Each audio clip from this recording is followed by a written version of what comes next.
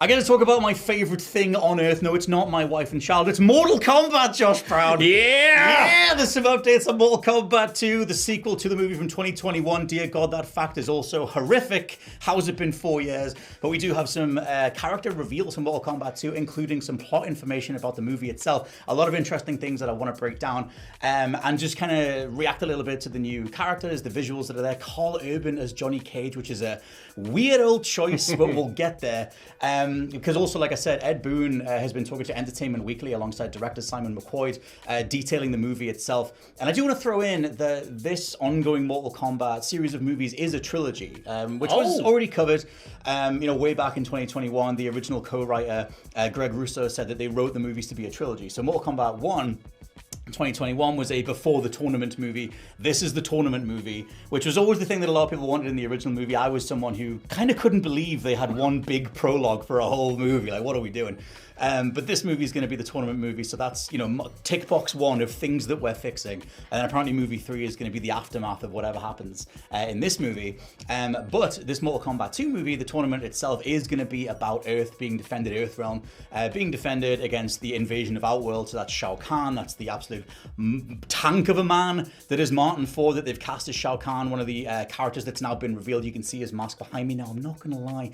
Dude looks a little bit like a bad Terminator. This didn't do it justice, right? Because I saw this pic and thought, wow, he looks a bit like a Power Ranger. But then Scott actually pointed me in the direction of the actor who was playing Shao Kahn, and that might be the biggest man I've ever seen in my entire life, and I've seen some big men. Me too. We used to work for a big man. They need to show the picture of this guy in the full costume, like the full bony armor, the whole thing, because that's going to massively convince everybody. Far more than just the headshot. This makes him look thin. It does. It's weird. Really skinny neck. Like an animatronic or something.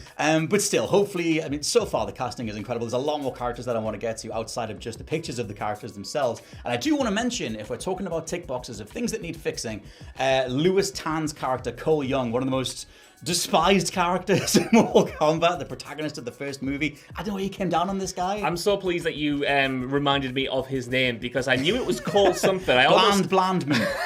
I almost called him Joe Cole, but that's might an as well have been. ex-footballer. He might as well have been, yes. I liked when I was checking the cast list, and this is not necessarily indicative of his role in the movie, but he was snugged right in the middle, like a nice mid-carder, like Cole Tan should be. Nothing against the actor, who did as good as he could have in that first movie, but he was a character I didn't think you needed in that film. He was almost an audience surrogate, messed around with the mythology of the games a little bit in ways that I know you didn't like, and overall, in a movie stacked with interesting characters and really cool actors, he felt like a spare part in a way. So it's worth saying that, yes, that was clearly, it seemed like that was the intention of the character, have a newcomer, have someone who can represent the audience, be a newcomer to all the different characters, to all the different power sets that are in the universe of Mortal Kombat through this character. However, Cole Young's character was just plot armor. He could just put some armor on, and then he could be punched a lot, and then he would punch you back a bit harder. It was just lame. It was really, really bad. Is it called Cole? I called him Cole Tan. Where have I got that Lewis from? Tan is the actor. Oh, Cole that's Young what is I'm the character. doing. I've already forgotten. You told me his name 5 seconds later. Gone. That's how unmemorable he was. I mentioned this dude, though, because he is on the cast list, and he has done interviews leading up to the reveal of this movie, so it seems like he's still going to appear in the movie.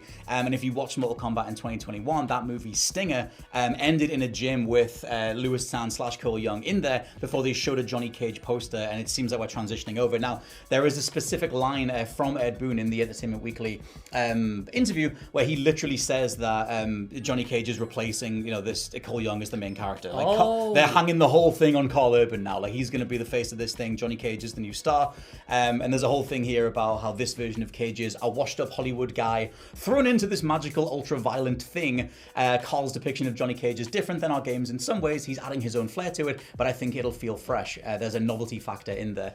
It's worth saying that, because I referenced at the start of this video that I think Karl Urban's a weird choice. I remember you saying this when it was first announced way back when, a good few years ago. Yeah, because as much as I love Karl Urban, and I genuinely do, I think he's phenomenal, I love The Boys and whatever, I just don't see Johnny Cage energy in Karl Urban. However, Johnny Cage, the character from MK10 onwards, has been a more refined three-dimensional character and not just a big egotistical, over-the-top dude. So maybe they're doing that version of him, with him mentioning the whole washed-up actor thing. If he has to reapproach how he got there, and maybe do that kind of thing. And he's this washed-up action star, and can he still deliver? And he's channeling his young self and whatever. There's a lot of that in MK10 and 11. So it seems that you can do a little bit more with the character. But what do you think of them just going like Lewis Tan? No. Yeah, I think Karl Urban? Yes. It makes sense. I mean, I'm a huge Karl Urban guy. Hilariously, though, I haven't seen The Boys. Oh! I've heard he's really good in it, but I like him in everything else I've seen him. So I was really diabolical, excited. mate. Is that That's a pun? a little reference they for know. you there? Yeah. I don't understand that reference, actually. No, I really like Karl Urban. I think he can bring a lot to this role. Johnny Cage, honestly, isn't one of my favorite MK characters anyway. And I do like what they have done with him across the past few games, fleshed him out a little bit, not sacrifice the complete egotism, like you said, that the earlier iteration of the character had, but added just a little bit more depth to him, like you said, that kind of washed up nature and then reliving past glories and stuff like that. And I think Karl Urban currently just plays that sort of washed out, charismatic but absolute failure of a man really well. Nothing indicative of Karl Urban himself. He's probably a great guy, but he plays it well. But that is entirely Butcher's character. Right, so there is that. In reference to the whole idea of it being a tournament movie, Ed Boon says that throughout the movie there'll be a visual representation of who's winning. It's not just a tournament for the sake of a tournament. There are huge consequences, so you're really keeping score, and there are a lot of twists that keep you on your toes. We'll run down the characters themselves that have been revealed alongside this. I mentioned Shao Khan before, played by Martin Ford. There is also Adeline Rudolph as Katana with incredible looking armor. Yes. I don't know if they're going to do the whole thing with Katana and Liu Kang, if they're going to do the whole romance lead or whatever. But Katana, I think, looks really, really strong here in terms of matching the look from the game. I will say overall that the overall cast, I think, is phenomenal. Joe Taslim returning as Sub-Zero, Hiroyuki Sanada returning as Scorpion, Tadanobu Asano as Raiden. Like, you've got grade A top tier people who were largely wasted in the first movie. Yeah. Not Joe Taslim though. Sub-Zero stuff was awesome. But yeah, Adeline Rudolph as Katana and Hiroyuki Sanada returning as Scorpion in like just a bit of a brighter lit version of the old armor in the shot that's revealed.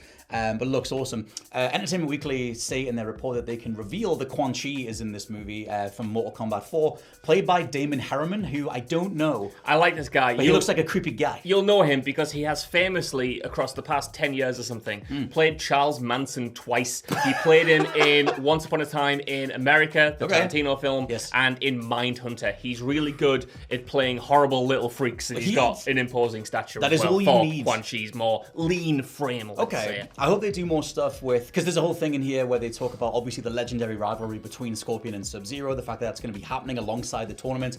It's mentioned that Scorpion doesn't really care about the Earth's greatest hero side of things, which he never does in the games or the main story anyway. Listen, I know we need Scorpion and Sub-Zero in these movies. Yes. Can we not just get a spin-off focused on those two? You would think the so. Best part of the first film. I like the first film, but I don't think it gets better like a lot of it, than that opening sequence between them that is set like 100 years in the past or whatever it is. Yeah. It's unbelievable. It's great. Commit to that bit. They have those actors are so intense. They have great on-screen chemistry, even though they don't do much dialogue and they're just beating the crap out of each other, but you can feel it. They absolutely nail just the almost mythological beings that Scorpion and Sub-Zero are.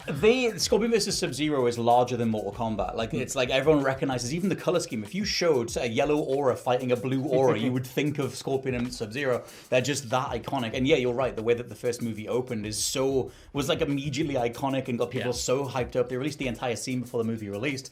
I will put alongside that in terms of where the first movie peaked, the Sub-Zero fighting the cops, fighting Jax. Everything was Sub-Zero, right? Yeah. That early bit freezing the bullets in midair. Like when Sub-Zero is chasing all of these people down and he's practically Sub-Zero Terminator and he just can't be stopped. He is so menacing, so intimidating. And you get a little bit of that towards the end as well, where he's fighting all of the heroes, including Scorpion. But I hope that intensity is dialed up even more in this sequel with them. There's a whole thing throughout this interview where they ostensibly get to the idea that obviously, like I said, it was a trilogy, but this is the one where things really, they're allowed to take the shackles off and really go for it. And McCoy says at the end of the interview that they want to let it rip.